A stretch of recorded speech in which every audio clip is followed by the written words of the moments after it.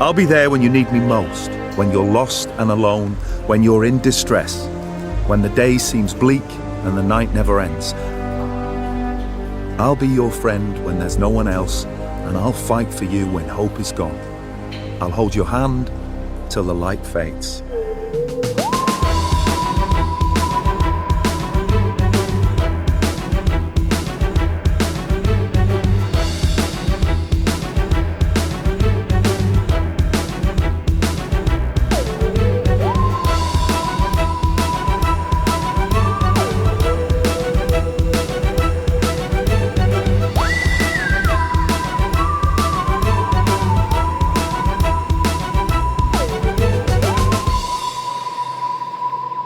Hello and welcome to Who Watches Who, a Doctor Who podcast with me, Matthew, and as always... Hello, I'm Scott. Hi. Hello. This week we are covering the latest three stories in Eccleston's Big Finish audio dramas. And right off the bat, I think they're way better than the last one. I think this is the box set that should have kicked off the series, honestly. Yeah, rather than a serialized, complicated as heck sci-fi drama that was the first box set. These are three self-contained stories that are so easy to listen to. Yeah, but I think the last one did get a little bit complicated in terms of this is a new area for the Ninth Doctor, but the first two are really simple and took me back to 2005, but we will cover them on this episode, won't we? Yeah. I get there's not really much prehistory for this because it came out like 2 weeks ago, so it's just modern day history. Pretty much, yeah. So I bet the first episode. What was the first episode called, Scott? While I slyly pull it up on my phone to look at the name. It was called Girl Deconstructed, I should say. English? Me fail English? Impossible. Girl Deconstructed, which is Marnie is missing, but she hasn't run away as her dad fears. Marnie is still very much at home, but not quite as she was. The Doctor joins forces with missing persons detective Jana Lee to help solve the mystery of a girl who's gone to pieces. And this one's kind of like a ghost story, sort of. Like we open up in Scotland, in Dundee, of all places, not too far from good old Aberdeen, as we were previously mentioning, what was it, last week, the week before, where Doctor Who needs to go more often. I just want Aberdeen, Phil. Why not make a story in Aberdeen? Yeah, why Dundee of all places? Come on, Aberdeen. Come on. And I thought this was a pretty solid episode. We see a ghost daughter lady being all ghostly to start with, and it's good. It reminded me. What was it I said to you? It reminded me a lot of an episode. Fear Her. That's what you said. Yes. As we'll go in when we go to deconstruct the story a bit. But what were your quick thoughts? Yeah, the general premise I thought was based on a Twilight Zone episode. I think the episode is called Little Girl Lost, and the episode opens up with a couple waking out of bed, hearing the screams of her little daughter, and they look all over the house, but they can't see the daughter because the daughter is in another dimension, and this is very much of the same kind of vein, I think. And yeah, it's a good episode overall. It's a nice, simple episode that really takes me back to 2005. It felt like I was watching Doctor Who on a Saturday night. Second episode with Eccleston's Doctor that deals with ghost people. True, yeah. Because in his season 1 of Doctor Who, he's got the one with Author Man. Charles Dickens. Yeah, Charles Dickens. Yes. Where they're dealing with ghosts that end up being aliens. And this one that also ends up being aliens because it's Doctor Who. That's kind of the whole premise. It would be surprising if aliens weren't involved. If it was just straight up ghosts. But this episode opens up with the cold open. I thought was really compelling, where it's the father looking for his daughter, and his daughter being like, "I'm here though. What are you on about? What's going on? And why can't you hear me?" And it like immediately hooked me, whereas compared to the last box set, the first episode had me like all over the place. Yeah, same here. It took me as well, because it's classic Doctor Who where we start a story without the Doctor. The Doctor isn't the main character of the story. And I think that's where Doctor Who usually shines. He's kind of like a side character in another character's main movie. And yeah, it really hooked me because I really like dynamics between fathers and daughters and all that kind of stuff. Yeah, I thought the father was pretty likable as well throughout the entire thing. But the shining star in this episode for me was Eccleston. I thought Eccleston was on fire on this episode, like one of his best performances as the Doctor. I think he's strong in all three episodes, but this one and the next episode, I think he's just killing it. Interesting, because I thought he was strongest in the last one, which is... I didn't think he was weak in the last one, but I think the last one's probably the weakest story for me. So I never connected with it as much as I connected with this one, and I definitely think the second one was my favorite of the bunch. Rather differentiating from your opinion, I would suspect. That's fair. But yeah, in the story we find out there's like 62 missing teens across the country, or was it just the country or across the world? I think it was across the country, right? It's Doctor Who, so it was probably across like London. Pretty much, yes. But yeah, we basically find out that these little nanobot kind of things kind of whisk teenagers away because they really want to be away from their parents because of puberty, I guess, which is an interesting concept. Yeah, the aliens, as I said earlier, they remind me of Fear Her, because we find out that the aliens are like this like spore thing. I forget how the exact description they used to describe the aliens, but let's say spores, and it reminded me a lot of the alien we see in Fear Her, which is like this weird seed thing that travels the galaxy with its brothers and sisters, and then it gets lost and ends up possessing a little girl who makes drawings come to life, and her dad abused her. It's a weird episode. And then the Olympics is there. That was a weird... probably... I don't like that episode. I really don't. I think... It's fine. I don't think I have a problem with it. I think Love and Monsters is the better episode out of that block. I don't, but Fear Her's fine. It's totally harmless. It's an episode of Doctor Who I vividly remember when it came out. Mainly because I remember being like, whoa, 2012, that's so far away. Same here. and now it's what, like... 9 years? Almost 10 years ago, yeah. Insane how quickly time passes.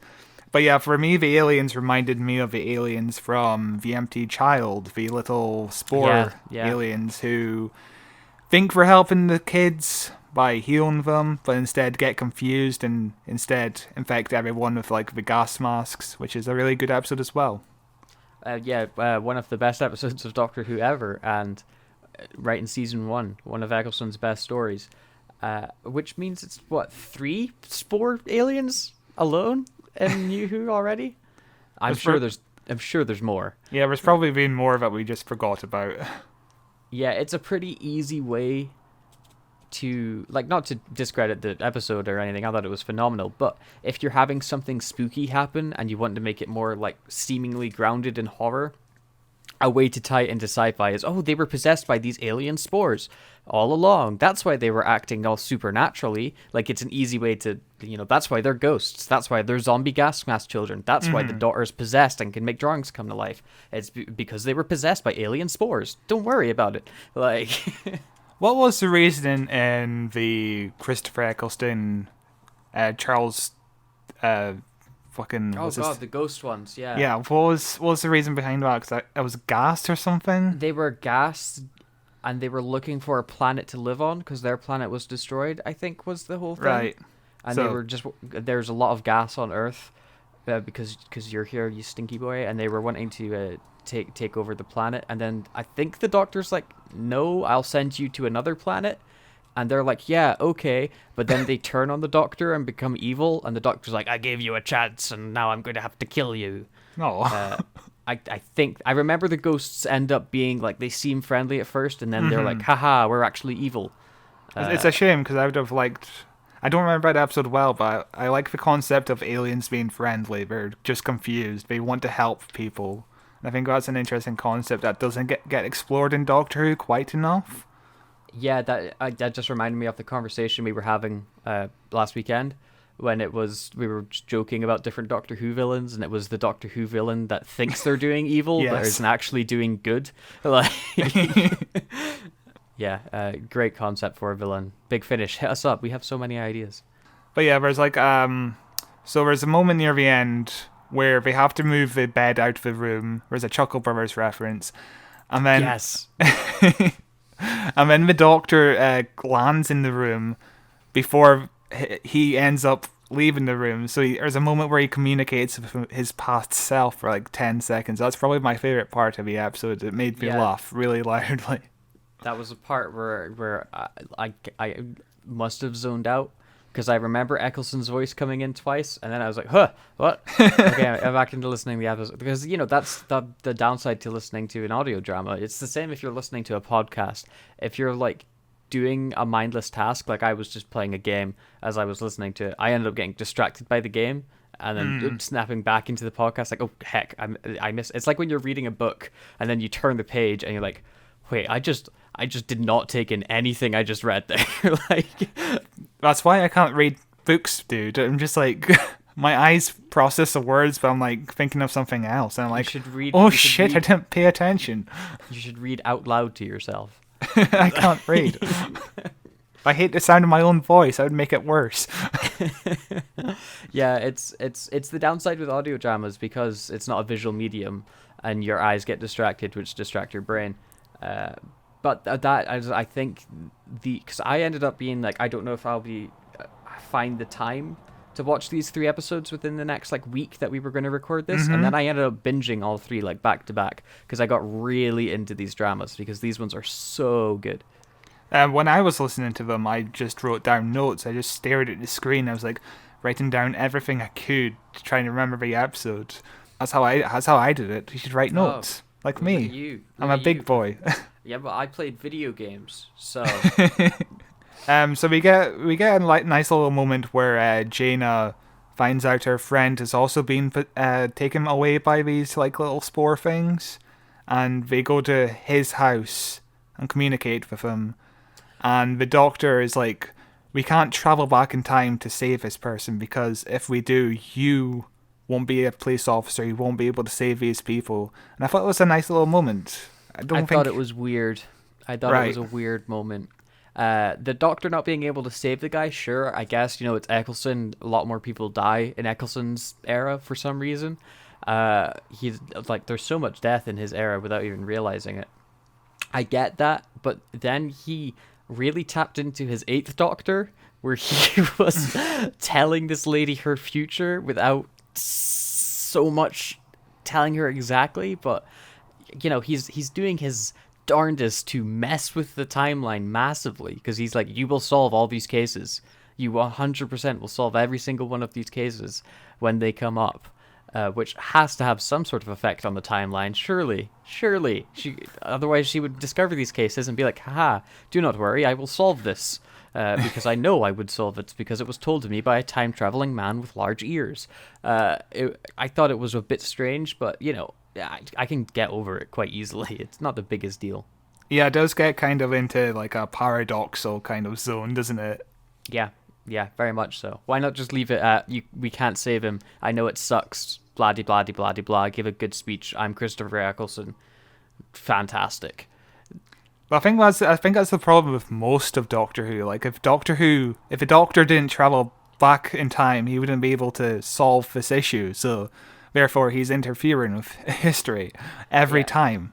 Although it depends on how you view the timeline, because it could always be that thing has only happened because the Doctor had traveled back to make it happen. So he was always destined, sort of, to go back and fix that problem because that's how the timeline constructed itself. It's when you introduce time travel, you introduce so many thousand different paradoxes, especially with traveling to the past. There are certain things you just have to accept. Like, you just have to accept that this is happening, and he could be changing the timeline, but more than likely he's not changing it, and he was always going to go back, and that's why the world hasn't been destroyed yet, because it already happened in the past. Time travel's hard. It really is. And the whole And the idea of it, just the whole concept of the show is just time travel. Is like you're gonna run into continuity errors and bootstrap paradoxes, and there's gonna be so much. That's why it doesn't really bother me with Amy and Rory's death and Matt Smith. Why the Doctor can't go back? Oh, because the Weeping Angels have a bubble over Brooklyn. The Doctor can't get in.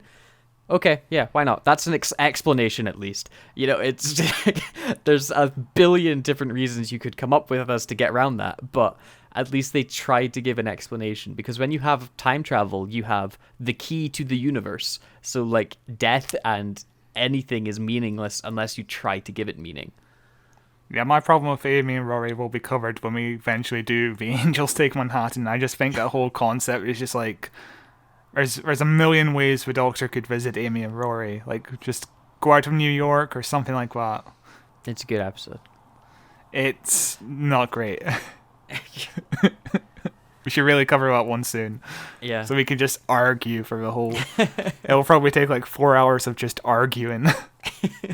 I really enjoy in this episode as well, and it comes up again, and I think the next episode, the Doctor uses his psychic paper so much in these 2, maybe 3 stories, which is a staple of Eccleston and Tennant. They use psychic paper left and right.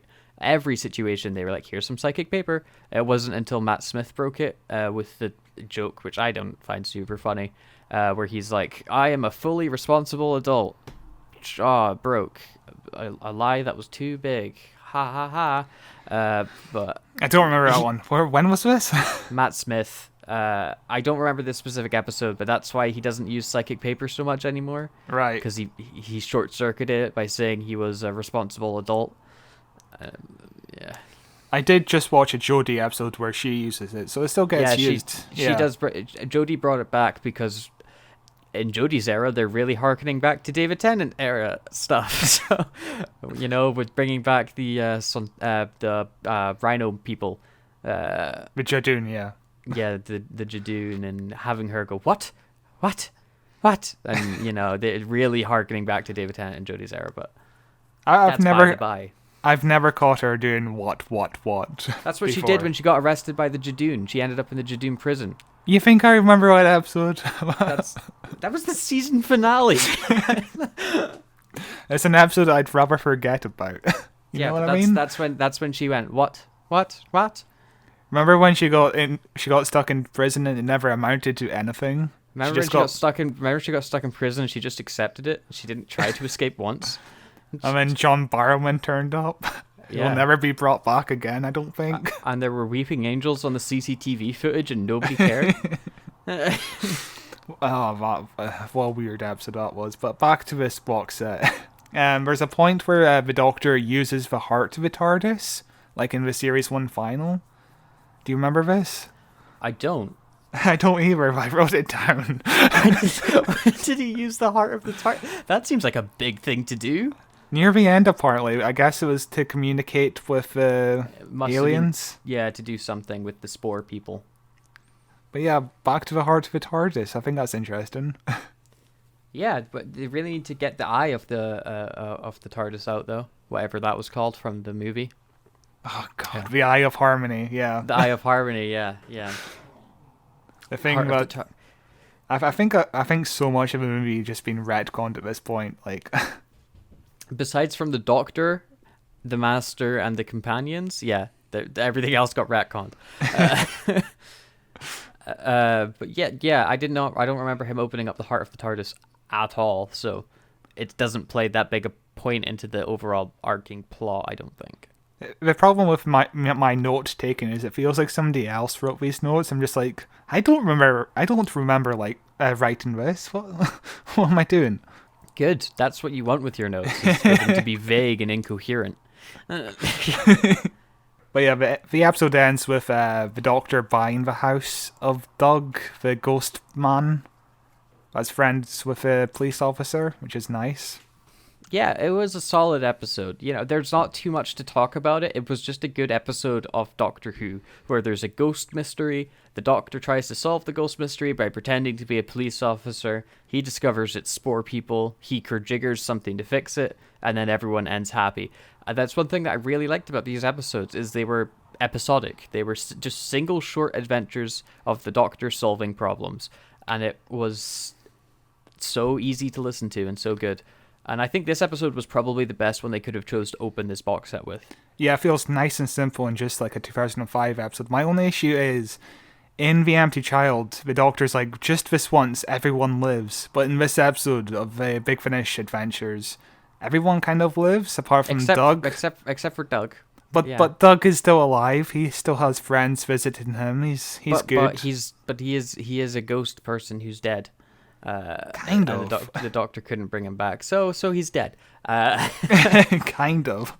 I'm just wondering, is there a reason why it's just the teenagers disappearing? Because I'm sure adults often want to disappear as well. Like, is there a reason?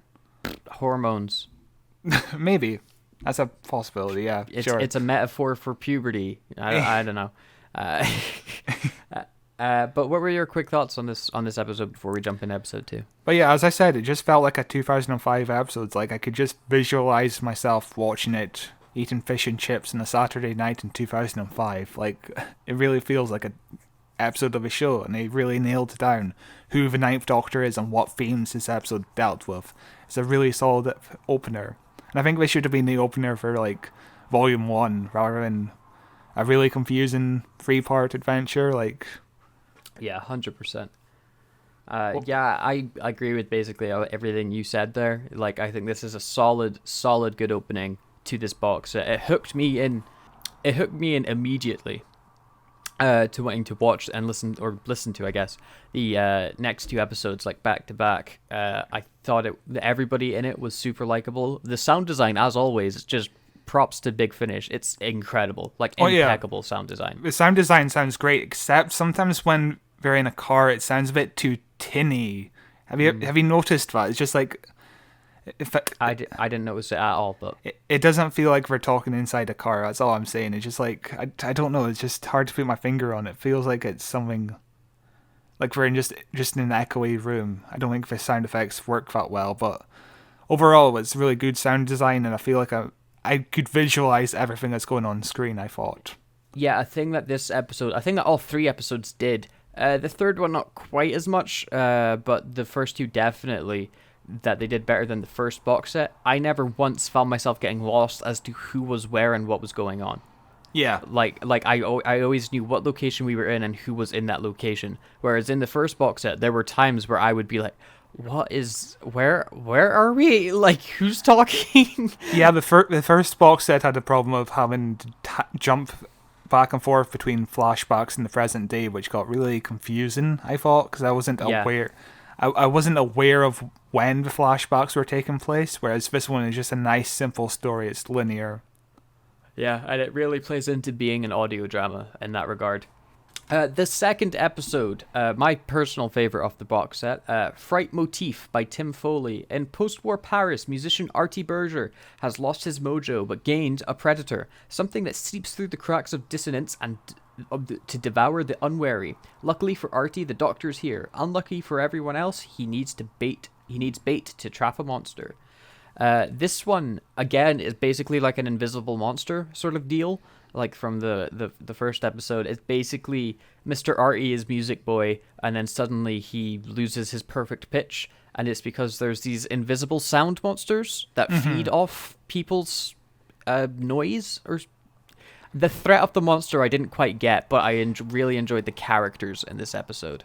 I think the threat was going more off of like grief and depression. Yeah. Like in Vincent and the Doctor, it's very much kind of along the lines of Vincent and the Doctor. I wonder if the villain is connected in some way. I never caught any references to it, but it's a possibility. No. Maybe it's the same villain. I'm not sure.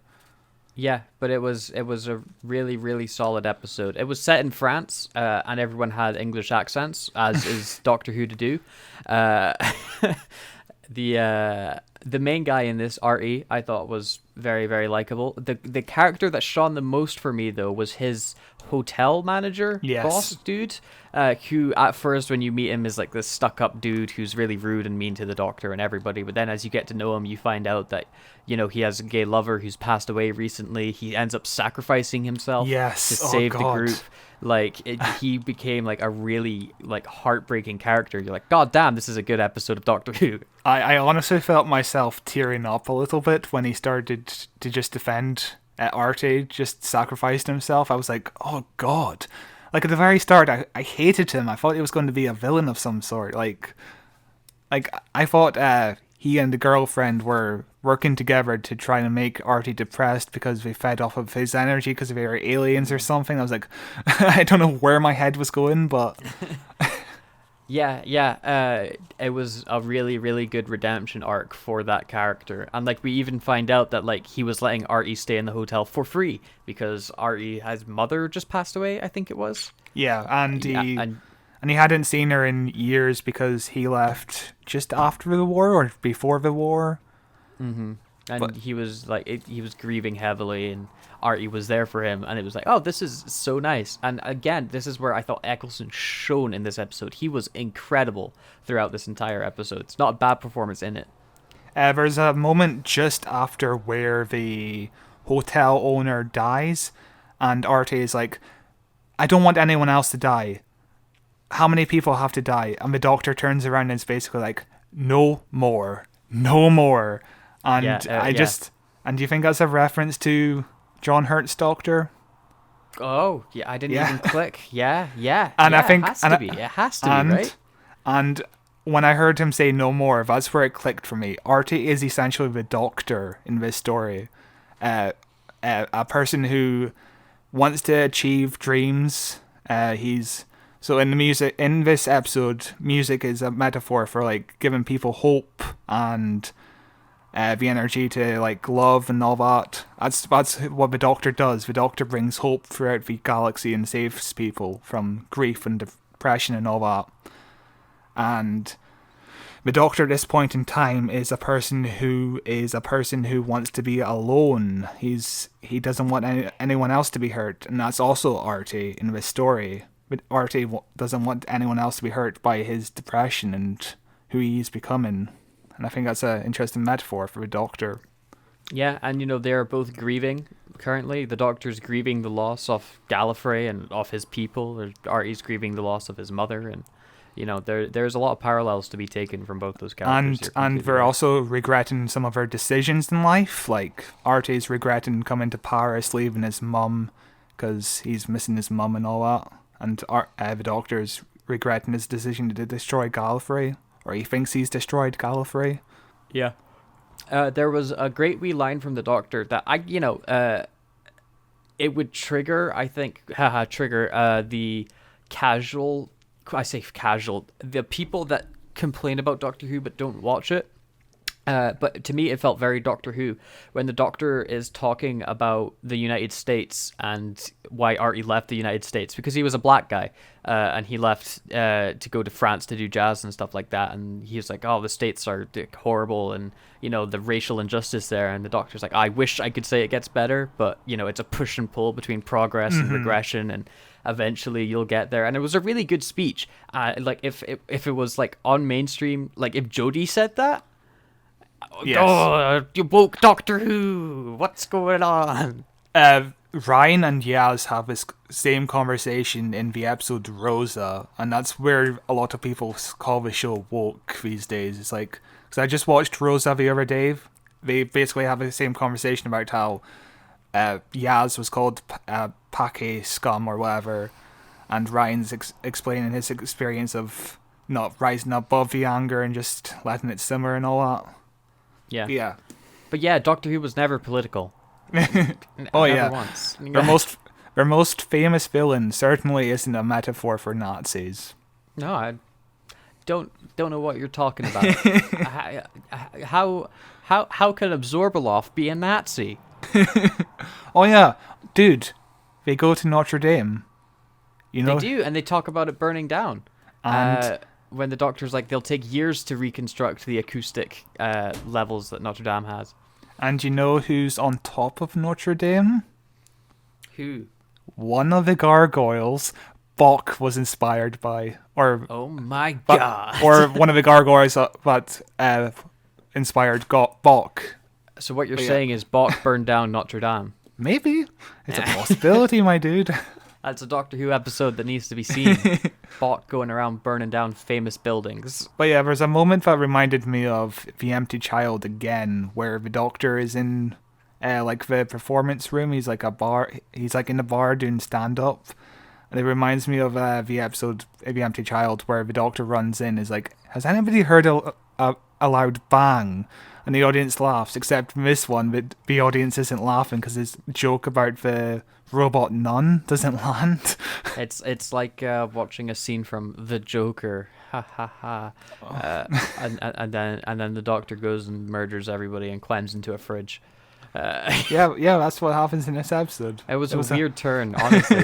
Didn't see it coming. But yeah, I thought the monster was a bit anticlimactic near the end because the Doctor kind of he kind of faints, doesn't he, when the episode kind of ends? Yeah, like for me, the villain of the episode was the least important part of the episode. Yeah, certainly. Like the actual monster was just there because it's a Doctor Who thing. I really enjoyed it because it was more of a character study and a comment on grief and exploring character in that way, with also this sound monster going on in the background. And that's what I really took away from it and why I enjoyed it so much. And I honestly remember next to nothing about the monster. Yeah, I thought it was the monster was a bit Stephen Moffat-esque in that it's like lives inside of a hotel and the floorboards make creaks, and that's the kind of like indication that the monster is coming. I thought it was kind of Stephen Moffat-esque, making you scared of the hotels and all that. Yeah, but it was fine. The lady that plays the love interest, the jazz musician thing, I thought she was great. I thought her back and forth with the hotel manager man was great. Yeah. I enjoyed when they made a blanket fort at one point in the episode, and they were all hiding under blankets. And just visualizing that, I was like, this is a weird episode of Doctor Who. They're under those blankets for like 10 minutes. They really are. But yeah, that was a really emotionally engaging episode. One of the best. I think it is the best of the box set, honestly. Yeah, it's my favorite one in the box set, and I'm really glad it was the second one because I thought it really built off the first one really well. Because the first one, it's a decent enough character study, but with a fun ghost story, and then this one is a really good character study with an okay monster to it, but the characters really lift it. And it's something that I think it kind of stumbles a bit in the third one. I think the third one is okay, but it's by far my least favorite episode. But my second one really does take a lot of the themes from Series 1. It feels like it could fit in Series 1, just roughly around like the midway point, honestly. Yeah, especially with its mentioning of grief, because you can tease out things about the Time War even more, which is what they were doing throughout Season 1, teasing out things that happened in the Time War. I am still wondering where this takes place. I guess near the end of Rose, where he goes for a bit, but that's what we said. But didn't they say when they announced the box set that it all happens before Season 1? Yeah, but which is a weird thing to say, doesn't it? Yeah, it doesn't make any sense. But yeah, I definitely think these all need to take place after he said goodbye to Rose for the first time. And then he's off doing Doctor Who adventures. Then he comes back to Rose, and he's like, it's a time machine, by the way. I really hope the fourth box set ends with just the Doctor traveling back to Rose and saying, it's a time machine, by the way. Yeah, and that would be great. That would be a really cool way to end it. That'd be so awesome. The only downside to if you do it like that is it really limits, if you want to bring Eccleston back for more box sets, where you could put his Doctor, because after that he's with Rose like 24/7. No, you can tell a story that takes place before that last episode of the fourth box set. You can just play around. Complicate it. Just really complicate it. Yeah. It's already complicated enough. We're talking about the ninth Doctor 16 years after he's regenerated. Yeah, but it's good. But what are your thoughts on this episode? Yeah, it really is just a little nice story about grief and depression and how art helps people and saves people. And I really enjoy it. It's a really great story. What about you? Yeah, as I said, it's my favorite one in it. It's an awesome character study. with Big Finish and Doctor Who characters, which is something I've not actually heard them do so much with like exploring character. Usually it's like, here's a fun Doctor Who adventure with some audio drama stuff to it, and your guy's back, and it's a fun wee story. Whereas this one, I really got into every character that they were presenting, and this one specifically sound design wise, oh boy, like a lot of the time it's like people whispering and talking quietly, and it's like you really feel like you're next to them as they're talking. And there's also like a really great attention to detail with all the white noise in the background, which is something that is surprising because I don't think any other audio drama would go for white noise in the background, but it's obviously here because it's a way to defeat the villain in a way.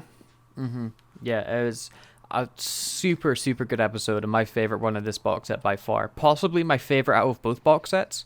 I think that's actually, yeah, I think it is my favorite out of both of the box sets Eccleston's done. I think it fires on all cylinders and is by far super, super, super good. But yeah, now it's the third one. The third one, Planet of the End, by a man with a super cool name that has to be a pen name. Timothy X Attack. Like, surely that is a pen name. It could be Attic. It could be Attic. Timothy X Attic. It's spelled Atack. But it's a cool as heck name. But this episode, the Doctor arrives on a mausoleum world for sightseeing and light pedantry. Correcting its planetary records, the resident AI has other ideas. Deep within a tomb, something stirs. Oasis is the last resting place of a species far too dangerous to exist, and the Doctor is its way back. This episode, I thought immediately was way too heavy sci-fi for an audio drama, and then it quickly turned into something I quite enjoyed. But it's still probably the weakest one out of the three that we got. I think it's something that works for an audio drama because you could never get away with this kind of story in a TV show because the budget would not allow for this planet, would it? Yeah, maybe not. To summarize this episode, the Doctor receives a distress call to a planet. He goes to the planet and there's nobody alive on it except for like some animals, and there's a bunch of frozen monsters and stone. And he meets an AI who he calls Fred. And the AI is like the main character in this episode for us. Like, we are constantly hearing like its audio logs and its like thoughts and things like that. And then the Doctor discovers that the distress signal was actually a like misleading beacon to get him here by these corporate guys who were like a metaphor for extreme capitalism. Who want to take over, and they freeze the Doctor's body and stop him regenerating so that they can steal the regeneration, and then the Doctor tries to needle his way out of it and makes a deal with them that once every year for like the next 70 years or so he can just go into his body and look out his eyes, and then eventually he sees the robot again, and the robot does some sci-fi stuff and puts his regeneration into a rabbit, and then the Doctor wins. It gets really weird at the end, like. He does binary with his eyes, so the robot can. Yeah, I think that's a nice little detail because only the Doctor really knows binary, I think. Yeah, it's a very sci-fi Doctor Who episode. Yeah, it really is. Like on the cover, there's just like an alien in a business suit, and it's just like, oh, is this a new direction for the Ninth Doctor? Because all of the Ninth Doctor episodes on the TV series were Earth-based. But here it's just like... It's a very, very... Yeah, the most sci-fi Eccleston's ever done. Like, besides from that first box set, which was super timey-wimey. What do you think about the business alien really, really obvious metaphor for capitalism? Yeah, it was a... Yeah, obviously. I don't think it's even a metaphor. They're just like... Capitalism is bad. Really? Like, there's a line that was, like, reminded me of just Disney straight away, where we say, no dream that cannot be trademarked or franchised. And I was like, oh, that's Disney. Yeah, it's really on the nose the whole time. And it reminds me of, in the the Peter Capaldi episode, where he's in the far future and people have to pay for oxygen. Yes. And he's like, this is the turning point for capitalism. This is where you guys decide capitalism's a bad idea and go off and do something better. It really reminded me of that. I'm like, oh, cool. This is a Doctor Who plotline we've kind of already explored with extreme capitalism. It's just now they're aliens, I guess. I don't really get the point of them. There's also a little bit of Heaven Sent. Is that the one where he tries to break down the wall? Yeah.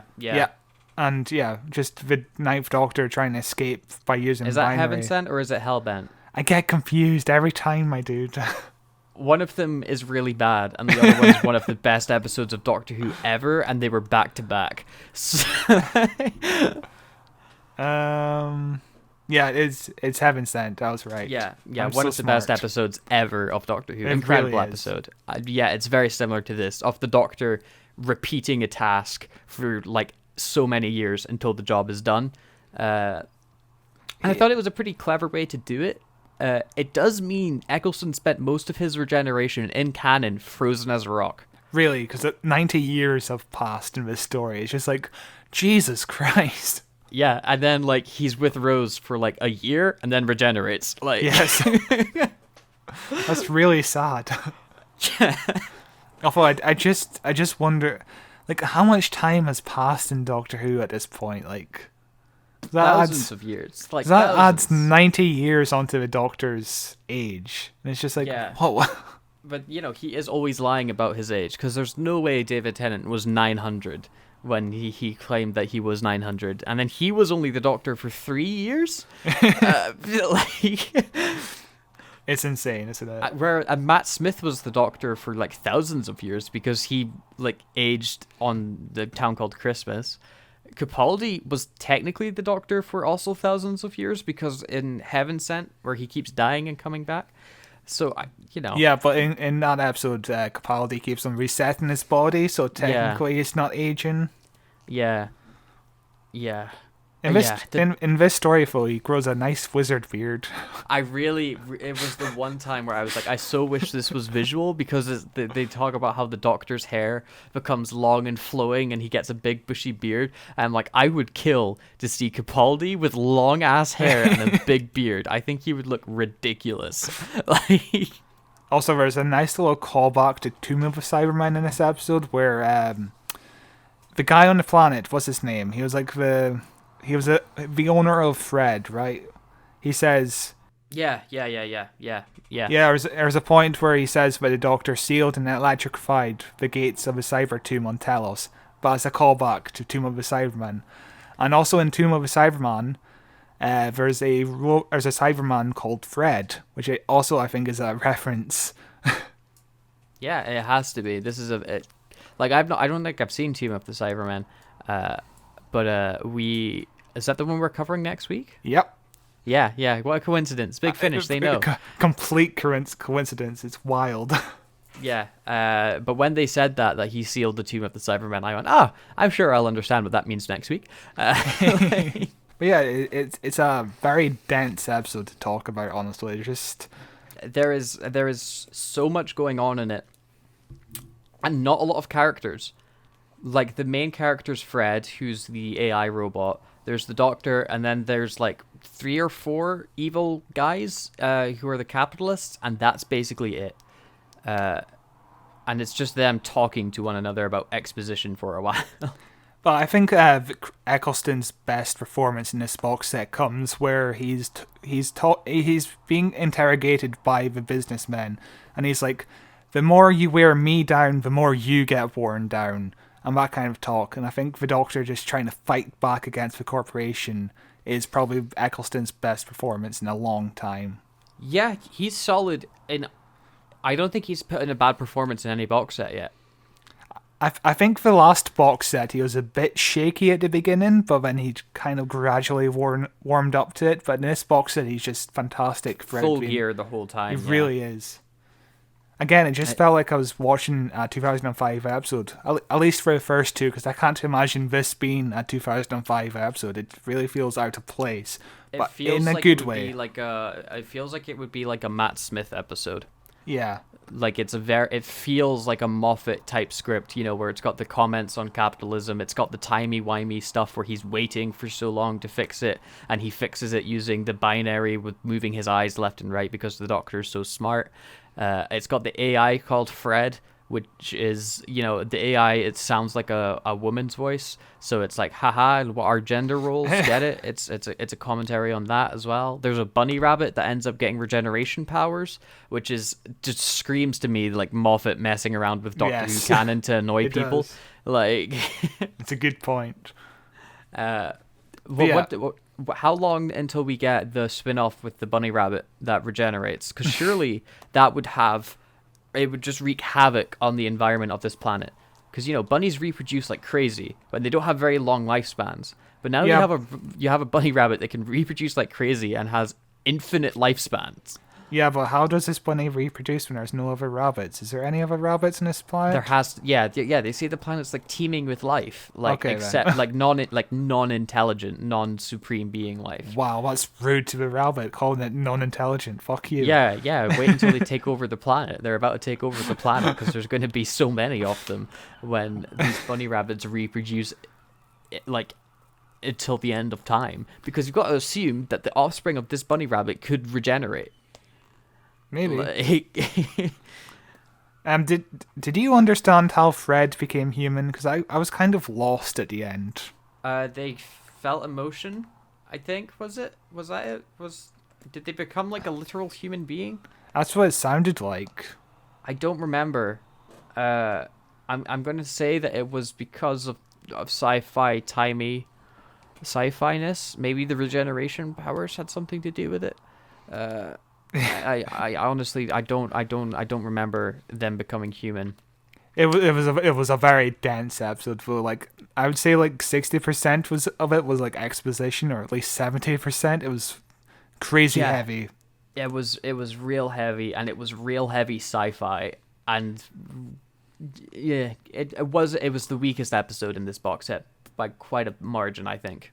I think so too, but I think I still enjoyed it. I think I just need to give it a second listen to kind of grasp everything, because a lot of it was just really heavy. I feel like there was like gold particles causing regenerate. I don't know. Yeah, it was weird. It was a weird episode, to be sure. I did enjoy when he was like at the start of the episode when the Doctor's getting the tour by Fred, and he keeps every piece of information Fred gives. He goes, "That's not right. Nope, that never happened like that. That's wrong." And it was like, this is a fun little Doctor moment, isn't it? Where he's talking to the robot that he's smart. He has to be smarter than the robot. Like, Oh, the chemistry between Fred and the Doctor was great. But like, I like how the Doctor treats Fred as a human being almost. It's like really charming. yeah. And Fred, as I said, Fred is our main character in this episode, and I think they do a really decent job in leading it. And it was an interesting perspective to have it in, and the perspective of a robot that throughout the episode is starting to feel things for the Doctor and starting to actually feel emotion, for the first time, where it starts off just reporting regular things with the Doctor and finding him annoying and pedantic, etc., and then it starts like leaving things out of its report. It starts like thinking for itself and thinking differently about the Doctor and things like that. And it was a really interesting perspective to bring to the episode. Yeah, I love the fact that she was just basically grooming the Doctor for the 90 years that he was frozen. It was a really nice little touch. Also, I just wish this they would allow the Ninth Doctor to have a companion, because Fred would be a really interesting companion, I thought. Yeah, but they will never do it because of Rose. Yeah, which is like he needs to shag the teenager, otherwise how's the TV show happen? But like even if Fred came back with the 10th Doctor, I think that would be a lot of fun just to hear her back and just to explore what humanity means now that she's human technically. Yeah, it'll never. I would say it would never happen. It's Big Finish. It's 100% probably going to happen. Dude, we're probably going to announce a spin-off tomorrow morning. I guarantee.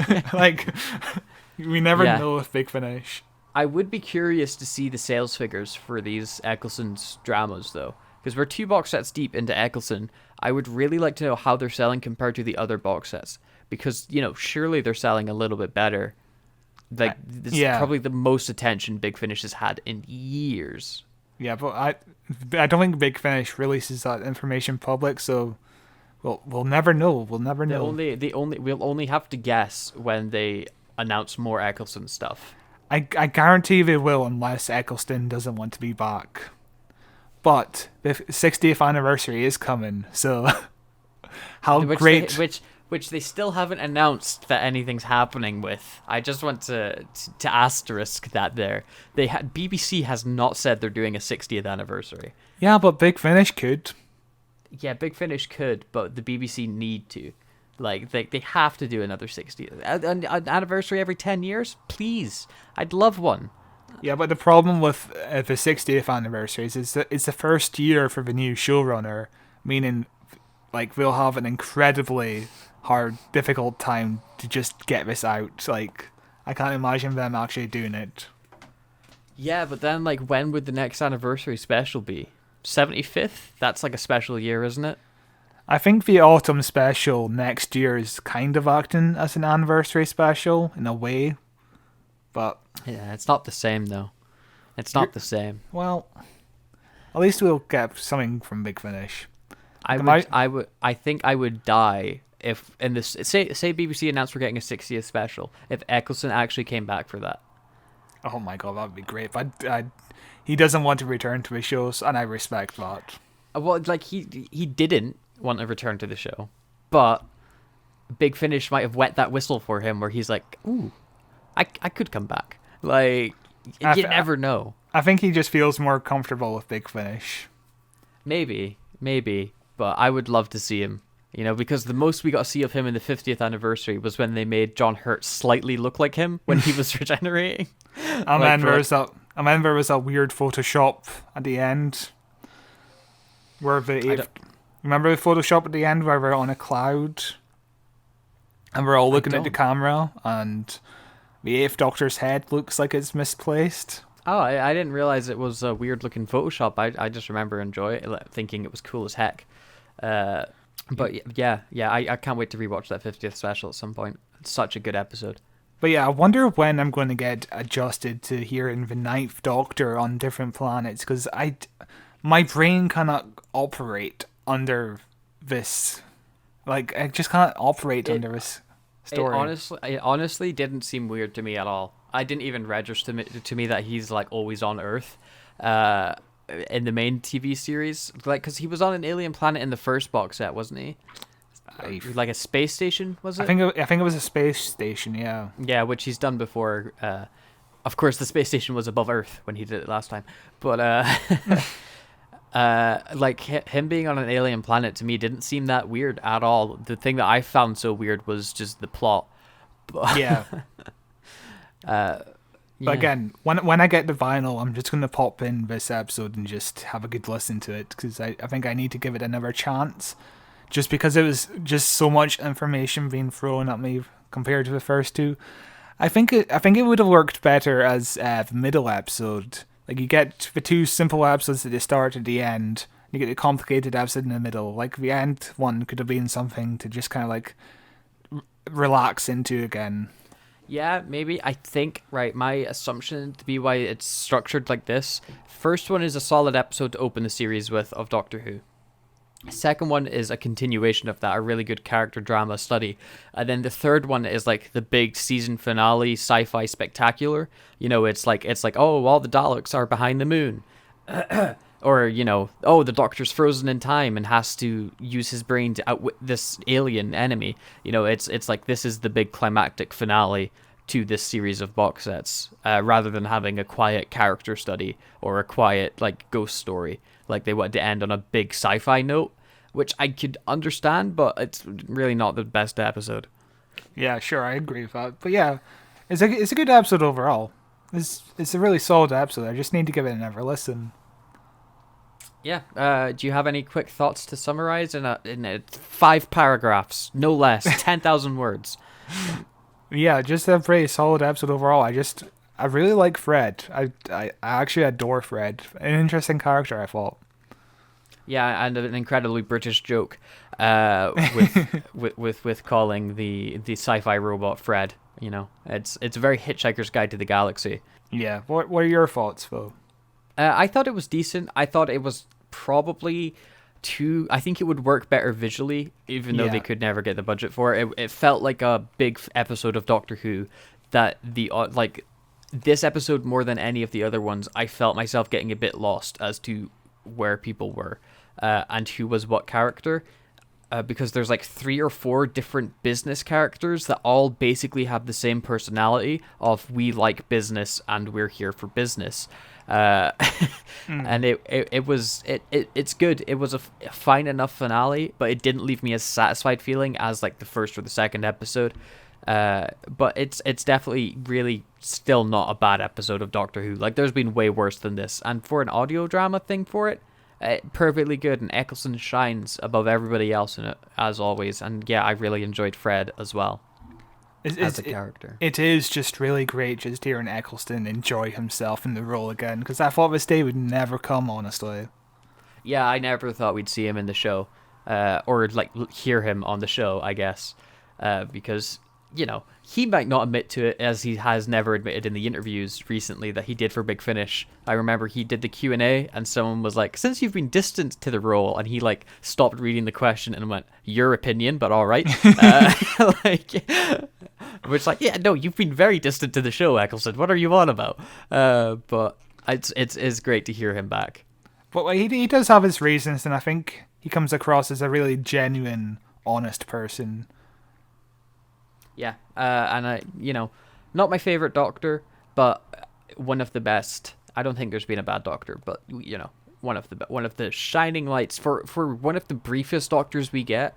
He leaves a very big impression.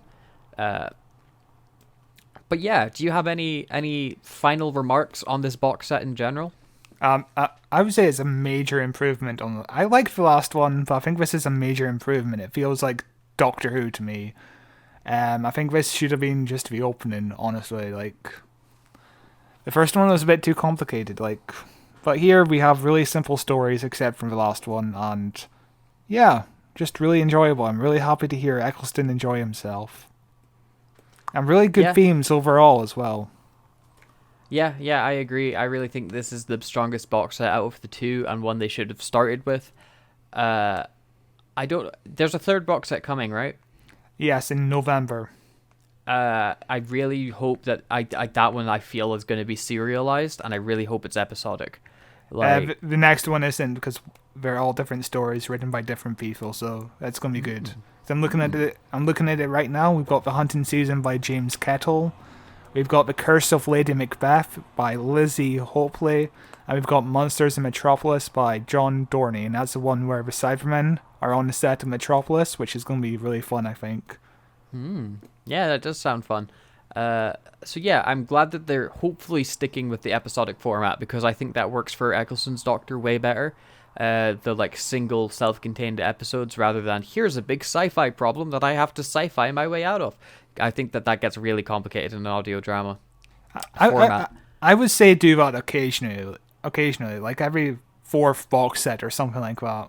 Yeah, if you have a really good idea for like a big like earth-shattering Doctor Who series that you could never get put to film, but these episodic ones I found so listenable. Like, you could just put it on and be like, oh, I'm off on an adventure listening to the Doctor. I don't need to be listening to the past 4 box sets to understand the overarching story of this one Doctor. Like, you could just put an episode on and enjoy it, which I think works really well for it. The first one just felt like Nicholas Briggs wanted to be the first one to write for the 9th Doctor. Like, I understand that, though. Like, if I was in charge of Big Finish, I would be the one who wanted to make the 9th Doctor first. Yeah. But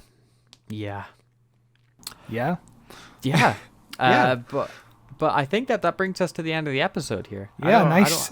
A really nice short one. I'm happy about that. Probably just under an hour once I cut down some stuff, but a nice wee discussion on the audio, Eccleston's most recent audio box set, which, if you haven't listened to, I think that our review for this week was surprisingly spoiler free. For the most part, we told the story, but we didn't go into too much detail over them. So it's definitely worth picking up if you haven't picked it up. Just download the horrendous Big Finish app and purchase them on there. It really is a pretty terrible app. It's a bit awkward to maneuver around. Both the app and the website feels like it's like 8 years out of date. It's just We really Yeah, need to. They really need an update. But it's fine. It's good. It's lovely. Other words that fill in that blank spot there. The It's next fantastic. Week, yeah. There you go. Next week, what are we covering, Scott? Part 1, well, first 2 episodes of Tomb of the Cybermen, which is my personal, one of my favorite episodes. I'm looking forward to covering it. I've never once watched it. It's which Doctor story is this? It's the Third? second Doctor. Second Doctor story. So we're going way back in time to cover this. My first experience with the second Doctor. It's going to be. I'm looking forward to it. One of the best Doctors, in my opinion. He's great. He was my German teacher's favorite Doctor when I was in school.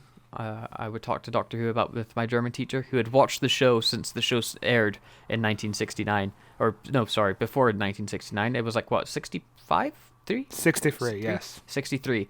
Yeah, he'd watched the show since it had aired in 1963 and never missed an episode.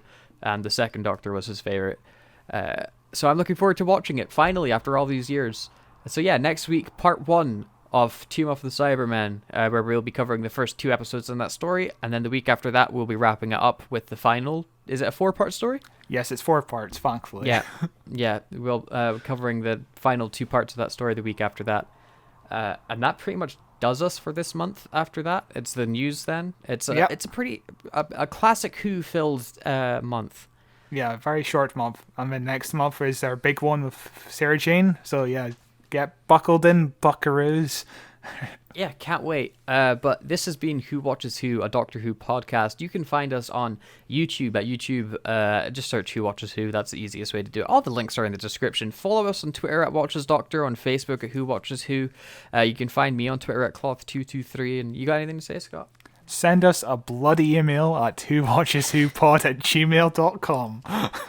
Yeah, send us an email, like any questions or comments or anything like that, Doctor Who related, or even not Doctor Who related.